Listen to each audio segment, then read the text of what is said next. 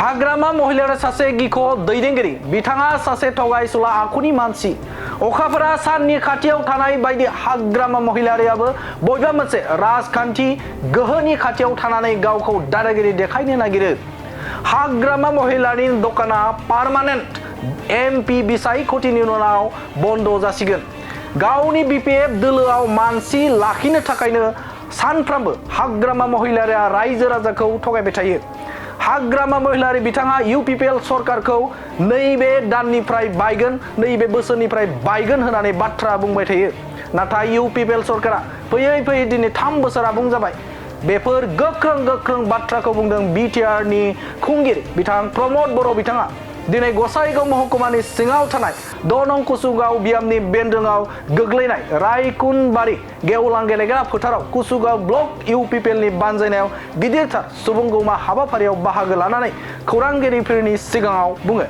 खौरांगिरिफोरनि सिगाङाव बिटिआरनि सिएम प्रमद बर'आ बुंबावोदि हाग्रामा महिलारिया गावनि सायाव गावखौनो फोथायनाय गैया। बेनिखायनो जायनो सरकाराव फैयो बेजोंनो थागोन होननानै बुङो। हाग्रामा महिलारिया दा पावाराव गैया नालाय गोदाव सोराव जानानै ओरै थांहां ओरै फैहां होननानै बिटिआरनि सिएम प्रमद बर' बिथाङा बुंथिबावो। दानिया फैदो बिथाङा मा बुंदों नोंथांमोननि गेजेराव बड'लेण्ड बुब्लिया होनि।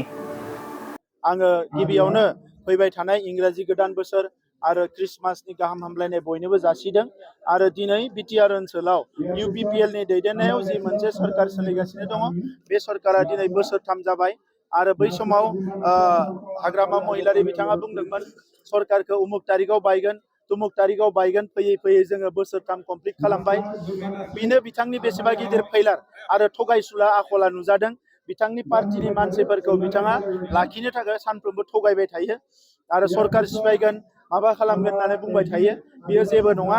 जोंनि सरकारा बोसोरबा जोबोद मोजाङैनो सोलिगोन आरो बे ओनसोलनि आइ आफा रायजो राजानि जेंनाखौ जों जोबोद मोजाङैनो सुस्रांगोन। फारसेथिं जोंहा एकर्ड इमप्लिमेन्टेसननि खामानिया सोलिगासिनो दङ। एनडिएफबिनि खामानि जिखिनि थालांनाय बियो सोलिगासिनो दङ आरो ओनसोलखौ जौगाहोनो थाखाय फारफ्रोमबो बिथिंनिफ्राय माखासे जौगालु खामानिफोरखौ जों मावगासिनो दङ।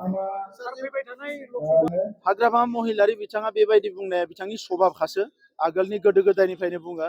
नाथाय बिथाङा जोबोद गिख' दैदेनगिरि सासे मानसि। बिनिखायनो बै समावनो बिथाङा बुंना दोनखादों नोंथांमोना नायगिरबा नुगोन जे जाय गोहोआव फैयो आं बिजोंनो थागोन होननानै। मानो बिथाङा गावनि सायाव फोथायनाय गैया। ओंखायनो सोरबा गोहोनि खाथियाव थागोन।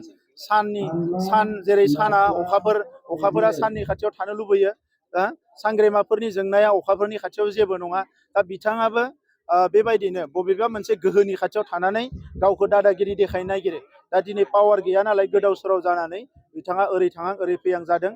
नाथाय नैबे थासारियाव हाग्रामा महिलारिया आरोबाव पावाराव फैनो हानाय माबानो हानाय बे थासारिया गैला। पार्लियामेन्ट इलेक्सननि उनाव बिथांनि दखाना पार्मानेन्ट बन्द जासिगोन।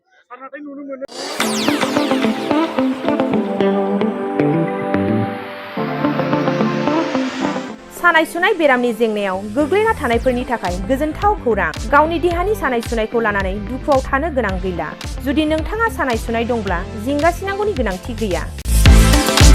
नंगौ, चिरां जिल्लानि बेंटल गेट चापागुरियाव थानाय एसआइ निउर'थेरापि सेन्टाराव नोंथाङा गोरलैयैनो देहानि सानाय सुनायखौ फाहामथाय लानो हागोन। बे सेन्टाराव सिं सानाय, आफादावरि सानाय, मोदोम जरा सानाय, आइजोफोरनि जेंना, खर' सानाय बायदि बायदि रोखोमनि बेरामखौ फाहामथाय होनाय जायो। बे एसआइ निउर'थेरापि सेन्टाराव बेरामिया थानानै फाहामथाय लानो हानायनिबो सुबिदा दङ। नोंथाङा एसआइ निउर'थेरापि सेन्टाराव फाहामथाय लानो गोसो दंब्ला नैबे जानबुं नम्बर 7620160459 नङाब्ला 9476977956 आव थोंजों सुलाद लानो हागोन।